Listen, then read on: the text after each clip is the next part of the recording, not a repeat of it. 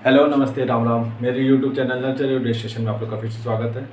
अभी हम लोग जो है पर्यावरण से रिलेटेड जो टॉपिक है उस पर डिस्कशन कर रहे हैं। आज हमारा जो तीसरा टॉपिक है वो है राष्ट्रीय उद्यान एवं पक्षी विहार। ठीक है, तो अभी इससे पहले हम लोगों ने राष्ट्रीय वन्य जीव कार्य योजना और राष्ट्रीय वन्य नीति से रिलेटेड जो जितने भी फैक्ट्स थे और जो भी इंपॉर्टेंट चीज़ें थी उसको देख लिया है। उसके नोट्स आप लोग मेरे टेलीग्राम चैनल पे जाके, नीचे डिस्क्रिप्शन में लिंक दिया है, वहाँ पे जाके ज्वाइन करके वहाँ से पीडीएफ जो उसका फ्री में डाउनलोड कर सकते हैं। ठीक है, तो अभी हम लोग जो स्टार्ट करते हैं वो राष्ट्रीय उद्यान है। चलिए तो देखते हैं राष्ट्रीय उद्यान क्या है।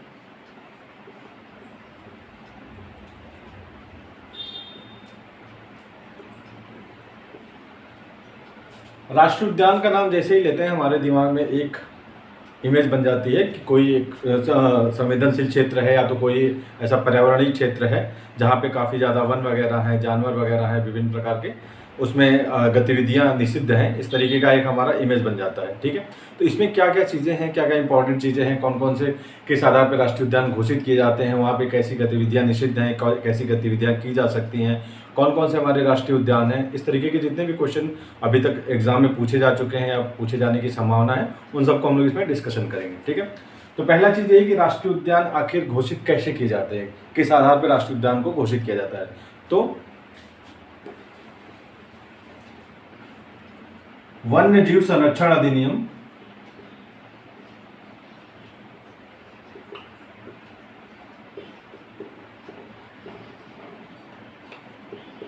1972 यही जो है राज्य सरकारों को शक्ति देता है कि इसी अधिनियम के अंतर्गत जो जो प्रावधान दिए गए हैं उनके आधार पर किसी क्षेत्र को राष्ट्रीय उद्यान घोषित किया जा सकता है। तो क्वेश्चन हमारा इस तरीके से पूछ सकता है कि कोई किस अधिनियम के अंतर्गत हमारे जो है राष्ट्रीय उद्यान घोषित किए जा सकते हैं। तो एक वन्य जीव संरक्षण अधिनियम दे सकता है, पर्यावरण संरक्षण अधिनियम दे सकता है, वन अधिनियम दे सकता है। तो इस तरीके से 4 ऑप्शन आपके दे सकते हैं, आपको कंफ्यूज नहीं होना है, याद रखना है। वन्य जीव संरक्षण अधिनियम 1972 के अंतर्गत राज्य सरकारों के पास यह शक्ति है कि यदि उनको लगे कि कोई ऐसा क्षेत्र जो कि अभ्यारण्य के अंतर्गत है या नहीं है, प्राणियों के लिए वनस्पतियों के हिसाब से महत्वपूर्ण है, उनको संरक्षित किया जाना आवश्यक है, उनका संवर्धन किया जाना आवश्यक है, तो वह ऐसे क्षेत्रों को राष्ट्रीय उद्यान के रूप में घोषित कर सकता है।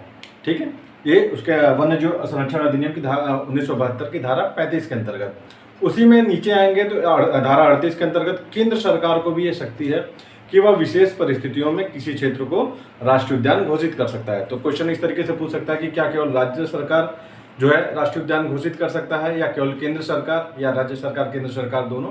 तो ऑप्शन आपका दोनों रहेगा। ठीक है, राज्य सरकार धारा 35 के अंतर्गत और केंद्र सरकार धारा 38 के अंतर्गत आपका किसी क्षेत्र को राष्ट्रीय उद्यान घोषित कर सकती है अगर लगेगा कि वहाँ पे जो क्षेत्र को संरक्षित किया जाना आवश्यक है, प्राणियों के हिसाब से या वनों के हिसाब से, मतलब ऐसा नहीं कि केवल वन्य जीवों के लिए, अगर वनस्पतियों के हिसाब से भी लग रहा है कि उस क्षेत्र को संरक्षित किया जाना चाहिए तो उस क्षेत्र को संरक्षित कर दिया जाता है एज ए राष्ट्रीय उद्यान के रूप में। इसको इन सीटू संरक्षण कहते हैं, इन सीटू। आगे भी हम लोग देखेंगे कि इन सीटू या स्वस्थानीय या बाह्यस्थानीय संरक्षण क्या होता है। थोड़ा सा मैं अभी आपको ओवरव्यू दे रहा हूँ इसका। स्वस्थानीय मतलब जो जीव जंतु हैं या तो जो वनस्पतियां हैं उनको उसी स्थान पर संरक्षित करना जहाँ पर वो मूलतः पाई जाती हैं, और बाह्य स्थान है मतलब वहाँ से उठा ले जाके किसी दूसरे जगह संरक्षित करना। जैसे चिड़ियाघर, वहाँ पे जो मूल स्थान है उनके वहाँ से हटा के उनको किसी दूसरे स्थान पर हम लोग संरक्षित करते हैं, दैट इज कॉल्ड बाह्य स्थान है या एक्स सीटू। और इन सीटू मतलब जहाँ पे जो जीव जंतु वगैरह रह रहे हैं वहाँ उनको उन्हीं स्थानों पर संरक्षण कर दिया जाता है, तो उसको इन सीटू संरक्षण कहते हैं। तो पहली चीज़, दो क्वेश्चन आपको यहीं से बनता है कि राष्ट्रीय उद्यान किस अधिनियम के अंतर्गत घोषित किए जाते हैं। तो वन्य जीव संरक्षण अधिनियम 1972 के अंतर्गत केंद्र सरकार और राज्य सरकार दोनों घोषित कर सकती है। ठीक है, 2 क्वेश्चन हो गए।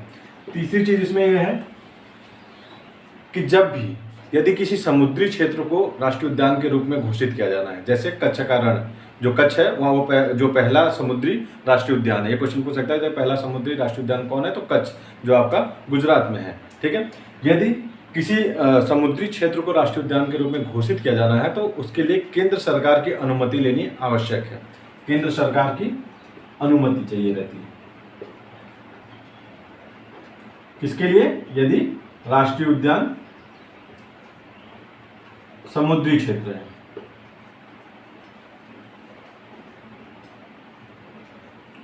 ठीक है, यदि राज्य सरकार किसी समुद्री क्षेत्र को राष्ट्रीय उद्यान के रूप में घोषित करना चाहती है तो उसको केंद्र सरकार की अनुमति लेनी चाहिए। ठीक है, चौथी चीज़ क्या है कि क्या राष्ट्रीय उद्यान की जो सीमाएं हैं उसमें परिवर्तन किया जा सकता है। तो हाँ, यदि राज्य सरकार वन्य जीव बोर्ड, अभी हम लोग पढ़ेंगे, जिसकी स्थापना 1985 में हुई थी, पर्यावरण संरक्षण अधिनियम 1986 के अंतर्गत, जिसकी अध्यक्षता प्रधानमंत्री करते हैं। ये सारे फैक्ट जो हैं, जब हम लोग वन से रिलेटेड जो संस्थाएं हैं, जो भी आयोग वगैरह हैं, उसको जब पढ़ेंगे तो उसमें देख लेंगे, थोड़ा सा अपना ओवरव्यू ले लीजिएगा। तो वन्य जीव बोर्ड से अपना परामर्श वगैरह करके राष्ट्रीय उद्यान की जो है सीमाओं को परिवर्तित किया जा सकता है, उनसे परामर्श के बिना परिवर्तित नहीं किया जा सकता है। ठीक है, याद रखिएगा।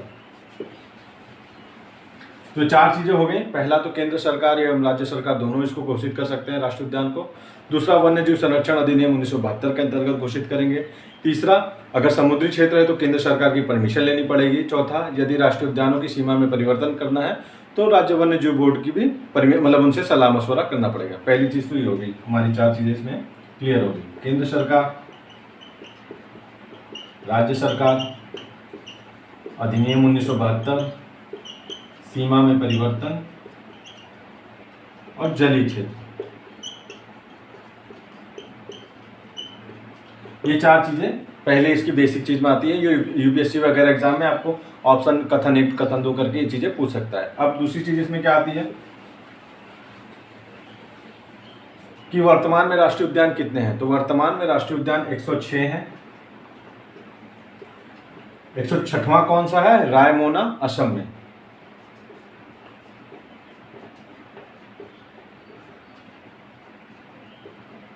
यह भारत के संपूर्ण क्षेत्रफल के 44,000 लगभग 44,000 वर्ग किलोमीटर में फैले हुए हैं। कुछ और भी है तो थोड़ा सा डाटा देख लीजिएगा, नोट्स में मेरे दिए हुए हैं डाटा सारे, जो कि संपूर्ण क्षेत्रफल के 1.35% के बराबर है। मतलब राष्ट्रीय वनों का जो विस्तार है भारत के संपूर्ण क्षेत्रफल के 1.3% के बराबर है, या तो 44,000 लगभग 44,000 वर्ग किलोमीटर क्षेत्र में फैले हैं। अभी तक 106 राष्ट्रीय उद्यान है। 106वां राष्ट्रीय उद्यान जो है रायमोना, असम में। ठीक है, अब इसके बाद क्या आता है हमारा, राष्ट्रीय उद्यान में कौन कौन सी चीजें, मतलब उसकी विशेषताएं क्या क्या हैं। वन्य जीव अभ्यारण्य भी घोषित किए जा रहे हैं, राष्ट्रीय उद्यान भी घोषित किए जा रहे हैं। इन सब में आखिर अंतर क्या होता है? किस आधार पर किसी को राष्ट्रीय उद्यान घोषित कर देते हैं, किस आधार पर किसी को वन्य जीव अभ्यारण्य घोषित कर सकते हैं। ये जो है मेंस में आपके बहुत मेंस के टॉपिक हैं। इसको आप लोग एज ए उसमें लिखने के लिए भी आ सकता है, तो आप इसके जो 8-10 पॉइंट है उसको नोट कर लीजिएगा। ठीक है, क्योंकि मेंस में लिखने के लिए भी आ सकता है कि राष्ट्रीय उद्यान और वन्य जीव अभ्यारण्य में क्या अंतर है, किस आधार पर दोनों को अलग अलग किया जा सकता है। ठीक है, तो पहला, राष्ट्रीय उद्यान में किसी भी प्रकार का मानवीय हस्तक्षेप जो है निषिद्ध रहता है।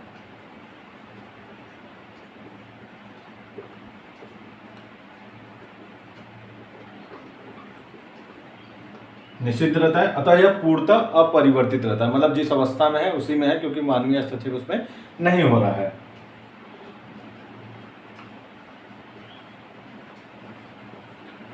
दूसरी चीज इसमें क्या होती है, ना तो इसमें चराई की जा सकती है, ना ही इसमें मानव आवास होते हैं। चराई भी नहीं, आवास भी नहीं। तीसरी चीज क्या होती है, यहां तक कि जो उनके जंगली उत्पाद हैं उनको भी एकत्र करने की अनुमति नहीं दी जाती है।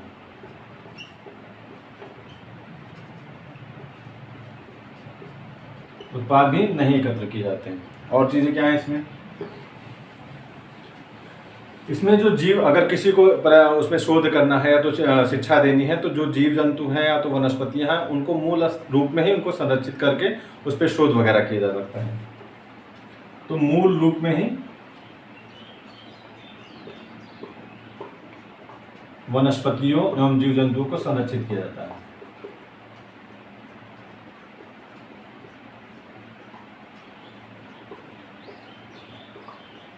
ठीक है, और क्या इसमें है, इसमें जो आपके एक से या तो एक पारिस्थितिकी तंत्र हो सकता है या एक से अधिक पारिस्थितिकी तंत्र होता है। जैसे उत्तराखंड जिम कॉर्बेट में जाएंगे तो कई जोन उसमें बटे हुए हैं।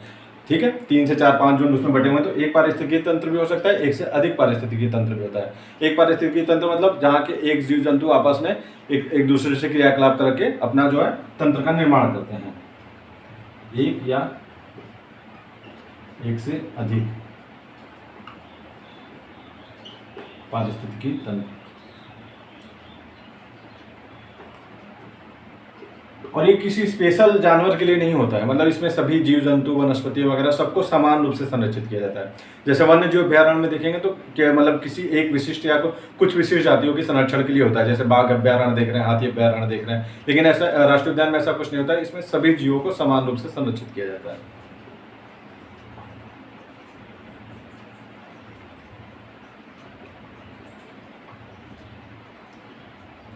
तो ये इसकी राष्ट्रीय उद्यान की जो है बेसिक जो विशेषताएं हैं वो मैंने बता दी हैं। अब क्वेश्चन पूछता है जो फैक्ट हैं वो देख लेते हैं, कौन कौन से फैक्ट इसमें आते हैं। तो पहला तो ये आता है कि सबसे बड़ा राष्ट्रीय उद्यान कौन सा है, सबसे बड़ा। तो सबसे बड़ा आपका कौन सा है, हेमिस। ये कहां पे है, लद्दाख। दूसरा क्या पूछेगा, सबसे बड़ा पूछ लिया तो सबसे छोटा कौन सा है, तो सबसे छोटा आपका साउथ बटन है। ये कहां है, अंडमान। और क्या पूछेगा, अब जो कुछ राष्ट्रीय उद्यान है कुछ चीजों के लिए फेमस है। जैसे अब पहला पूछ सकता है, पहला आपका कब हुआ पहला राष्ट्रीय उद्यान, तो जिम कॉर्बेट, उत्तराखंड। जो जिम कॉर्बेट है ये 1936 में बना था। ये जो क्षेत्र था वो टिहरी के राजा थे, उनके क्षेत्र में आता था, गढ़वाल क्षेत्र के में। तो उन्होंने जब अंग्रेजों ने वहां से गोरखा को भगाया था तो टिहरी के राजा ने अंग्रेजों को ये क्षेत्र दे दिया था। तो उन लोगों ने ही सबसे पहले यहाँ पे राष्ट्रीय उद्यान का निर्माण किया। उस समय संयुक्त राष्ट्र के जो गवर्नर अर्थात उत्तर प्रदेश के जो गवर्नर थे हैली, उन्हीं के नाम पे इसका नाम पहले हैली रखा गया था। इसी में रामगंगा नदी बहती है जिम कॉर्बेट में। तो 1954-55 में उसका नाम रामगंगा कर दिया गया। फिर 1955-56 में इसका नाम पुनः बदला गया और क्या रख दिया गया, जिम कॉर्बेट। जिम कॉर्बेट किस लिए रख दिया गया, जिम कॉर्बेट जो थे बाघ के बहुत बड़े शिकारी थे। कैसे बाघ का शिकार करते थे, जो आदमखोर थे। सभी बाघों का शिकार नहीं करते थे, जो आदमखोर थे, जो मानव का शिकार करते थे, ऐसे बाघों के मारने के लिए उनको बुलाया जाता था। और आज तक वो कभी फेल नहीं हुए, तो जाते थे तो मार के आते थे। उनका अपना निशाना अचूक था, या जो भी था उनकी रणनीतिक क्षमता अच्छी थी। तो उन्हीं के नाम पे जिम कॉर्बेट नेशनल पार्क का नाम रखा गया 1955-56 में। ठीक है, तो याद रखिएगा 1936 में पहले इसकी स्थापना हुई। पहले इसका नाम हैली था, बाद में रामगंगा पड़ा, बाद में जिम कॉर्बेट पड़ा, जो कि महान शिकारी थे, आदमखोर बाघ का शिकार किया करते थे। एक आता है, पूछता है कि साइरस क्रेन जो पक्षी आते हैं प्रवास के लिए कहाँ आते हैं, तो केवलादेव में आते हैं। ये कहाँ है आपका, राजस्थान में। सबसे बड़ा पक्षी विहार भी यही है। ठीक है, केवलादेव। उसके बाद आपका पूछता है एक सींग वाले गेंडों के लिए कौन कौन से राष्ट्रीय उद्यान प्रसिद्ध हैं। तो एक काजीरंगा हो गया आपका असम में, एक जल्दपारा हो गया, ये कहाँ है आपका, पश्चिम बंगाल में।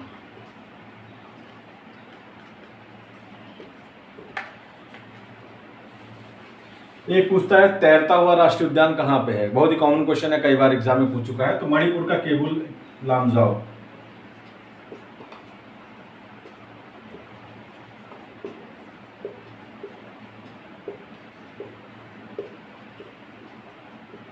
इस यहीं पे लोकटक झील है,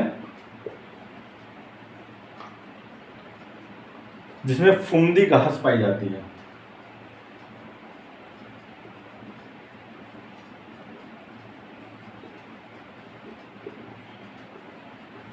एक पूछता है हंगुल हिरन कहाँ पाए जाते हैं। तो कश्मीर के डाचीगम में हंगुल हिरन पाए जाते हैं।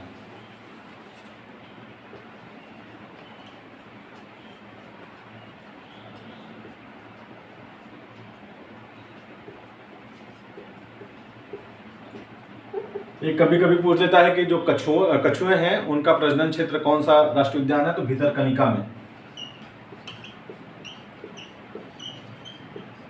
उड़ीसा में है ये। ठीक है, और देखते हैं और जितने राष्ट्रीय उद्यान है उसको एक नज़र में देख लेते हैं कौन कौन से हमारे हैं।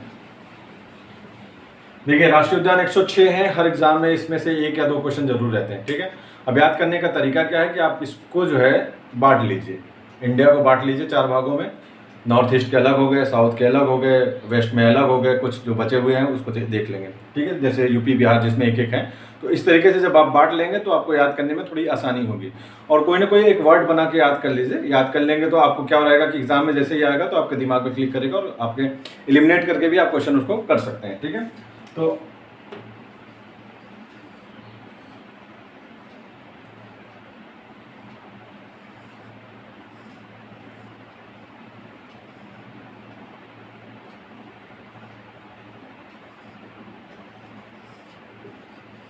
ठीक है, इस तरीके से इंडिया है। अब इसको 4 भागों में बांट लीजिए।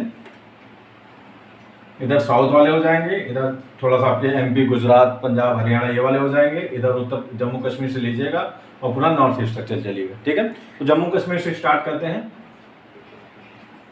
जम्मू कश्मीर में कौन कौन से हैं? डाचीगंज जो मैंने बताया हंगुल के लिए है, किश्तवाड़ और सलीम अली, 3 है वहां पे, सलीम अली,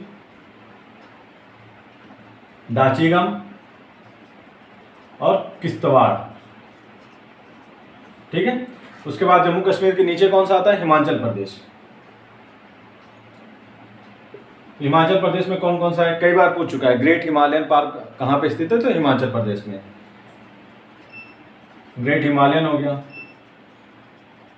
पिन वैली हो गया, ठीक है। एक ग्रेट हिमालयन हो गया, एक पिन वैली। को लाइट चली गई, 1 मिनट। एक ग्रेट हिमालयन हो गया, दूसरा पिन वैली हो गया आपका, ठीक है। उसके बाद आप क्या इसमें, हाँ, एक खीर गंगा है,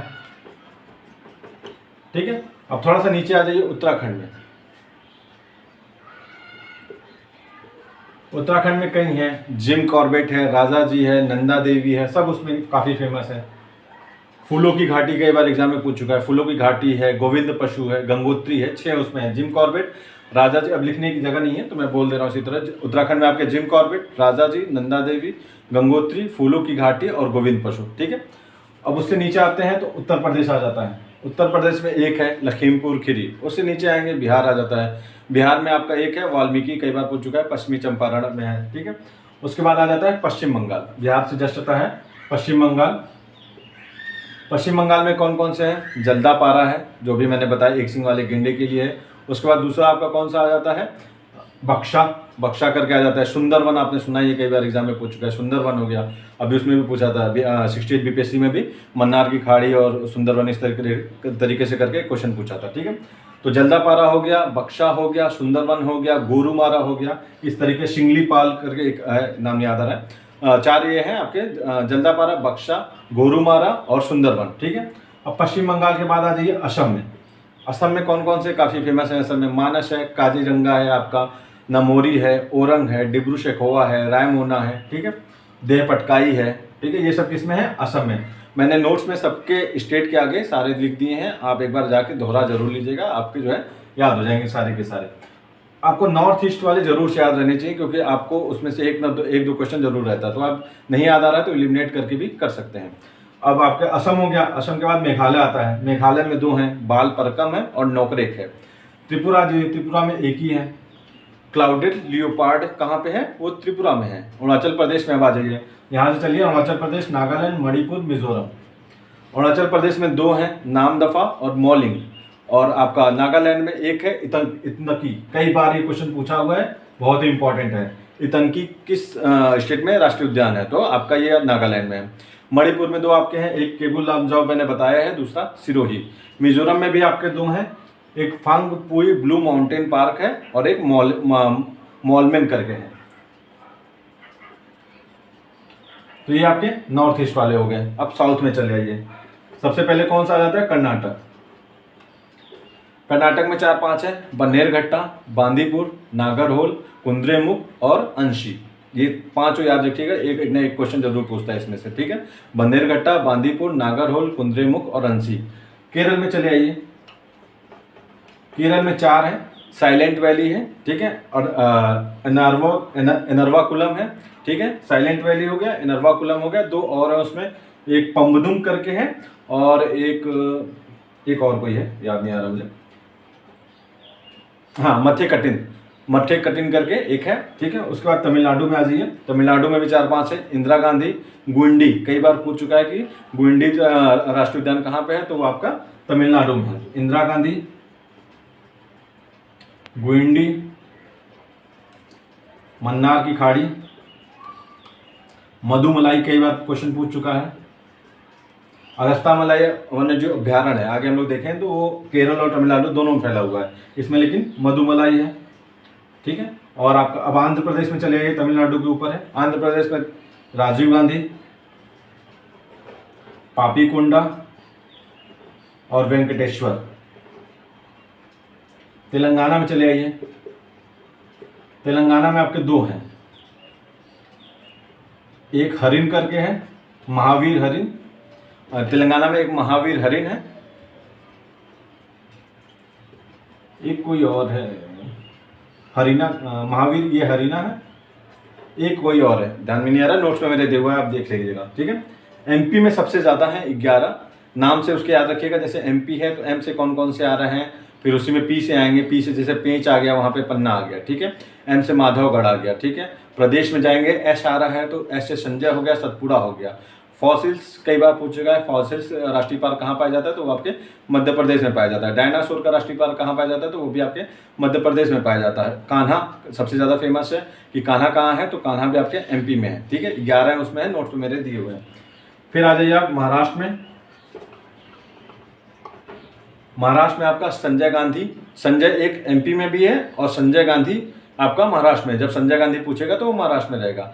संजय गांधी, अंधेरी टडोबा कई बार पूछ चुका है, नौगांव है, तमसा है, इस तरीके से 4 उसमें हैं। एक गूगामल कई बार अभी लेटेस्ट एग्जाम में पूछा है, तो गूगामल, नौगांव, अंधेरी टडोबा, ठीक है। और आपका कौन सा बताया अभी मैंने, गूगामल, नौगांव, टडोबा, अंधेरी, तमसा, ठीक है। और तो 1-2 है, आप देख लीजिएगा। गोवा में है मोल्लेम, गोवा में कौन सा है, मोल्लेम, कई बार पूछ चुका है, याद रखिएगा। गोवा में आपका कौन सा है, मोल्लेम। अब थोड़ा सा इधर से आ जाइए, राजस्थान, राजस्थान में कौन कौन से हैं आपके, सरिस्का है, रणथंभौर है, ठीक है, रणथंभौर है, थार है, केवलादेव मैंने बताया ही था। इसके अलावा कौन सा बचता है आपका, एक मुकुंदरा है। ये आपके कहाँ पे हो गए, राजस्थान में हो गए। सारे नोट्स में दिए हुए हैं, बस एक बार उठाइएगा, स्टेट वाइज देख लीजिएगा सारे। गुजरात में कौन कौन से हैं, गुजरात में आपके एक तो ब्लैक बाघ हो गया, गिर सबसे ज़्यादा फेमस एशियाई शेरों के लिए प्रसिद्ध है गिर, ठीक है। समुद्री कच्छ वाला जो मैंने बताया था, सबसे पहला जो राष्ट्रीय उद्यान था समुद्री कच्छ, और एक और है वसंदा, ठीक है। उसके बाद आ जाते हैं पंजाब में, पंजाब में एक है हरी के बैराज, हरियाणा में एक है सुल्तानपुर, उड़ीसा, फिर 3 हमारे बच रहे हैं, उड़ीसा बच रहे हैं, छत्तीसगढ़ और झारखंड। झारखंड में एक है बैतला, छत्तीसगढ़ में 3 है, इंद्रावती और एक इंद्रावती है, 2 और है, आप देख लीजिएगा।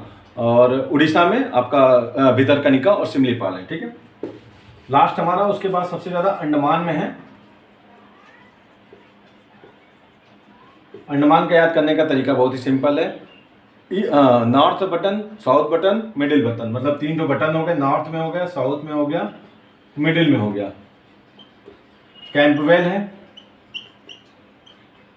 और आपका महात्मा गांधी जी के नाम पे है, एक झांसी की रानी के नाम पे है, ठीक है, महात्मा गांधी झांसी रानी, और एक हैरियट है, ठीक है। ये आपके जो है अंडमान निकोबार के जितने भी राष्ट्रीय उद्यान है वो हो गए। तो टोटल आप इसको स्टेट वाइज जब देखेंगे तो आपको सारे के सारे जो है वो याद हो जाएंगे।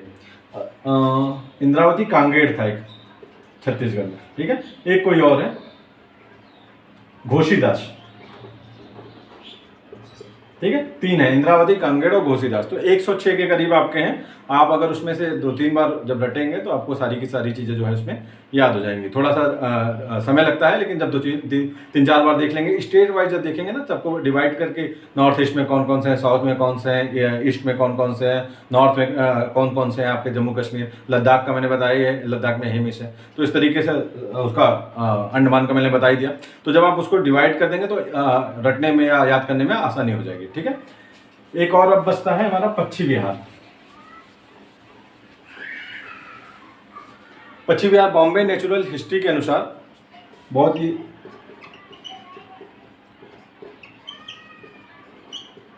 सोसाइटी है, सोसाइटी ऑफ हिस्ट्री। इसकी स्थापना हुई थी 15 सितंबर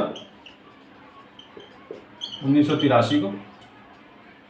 1983 या 1883, एक बार आप जाकर नोट्स में देख लीजिएगा, ध्यान से बता मुझे शायद इसी से एक बार आप नोट्स में जाकर देख लीजिएगा। इसी से जुड़े थे सलीम अली,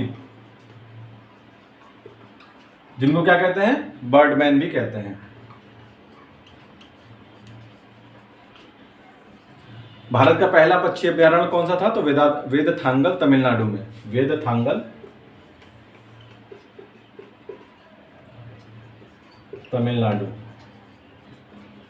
सबसे बड़ा कौन सा है, केवलादेव वाला मैंने बताया, जिसका नाम भरतपुर भी है। और सबसे छोटा कौन सा है, मयूरेश्वर महाराष्ट्र में। सबसे छोटा मयूरेश्वर महाराष्ट्र में। सबसे बड़ा पक्षी उद्यान पक्षी विहार आपका केवलादेव, या जिसका नाम भरतपुर भी है, राजस्थान में है। सबसे छोटा मयूरेश्वर में है या महाराष्ट्र में। और जो सबसे पहला था वो वेदथांगल तमिलनाडु में, ठीक है।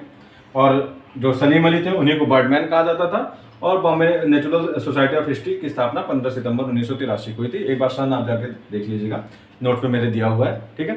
तो ये जो हमारे राष्ट्रीय उद्यान और पक्षी अभ्यारण्य से रिलेटेड जितने भी इंपॉर्टेंट क्वेश्चन थे हम लोग देख चुके हैं। अब जो हम लोग वन्यजीव अभ्यारण्य, पारिस्थितिकी रूप से संवेदनशील क्षेत्र और जो भी इंपॉर्टेंट टॉपिक है उसको देखेंगे। इसके साथ ही ज्योग्राफी और इकोनॉमिक्स को भी हम लोग साथ साथ लेके चलेंगे। हमारा टारगेट जो है 69 बीपीएससी और जो यूपीपीसीएल 2023 आने वाला है उसको लेके है। तो अप्रैल तक हमारी कोशिश रहेगी कि आपके 60 से 70% कोर्सेज जो है वो कंप्लीट कर लिए जाए। बाकी नोट्स आपको टेलीग्राम चैनल पे जाके आके मिल जाएंगे। जाइएगा टेलीग्राम चैनल को ज्वाइन कीजिएगा, वहाँ पे आपके क्विज भी लगातार हो रहे हैं। आप क्विज भी अपना दे सकते हैं, उसमें करंट अफेयर से भी रिलेटेड क्वेश्चन जो पूछे जा रहे हैं, ठीक है। Thank you.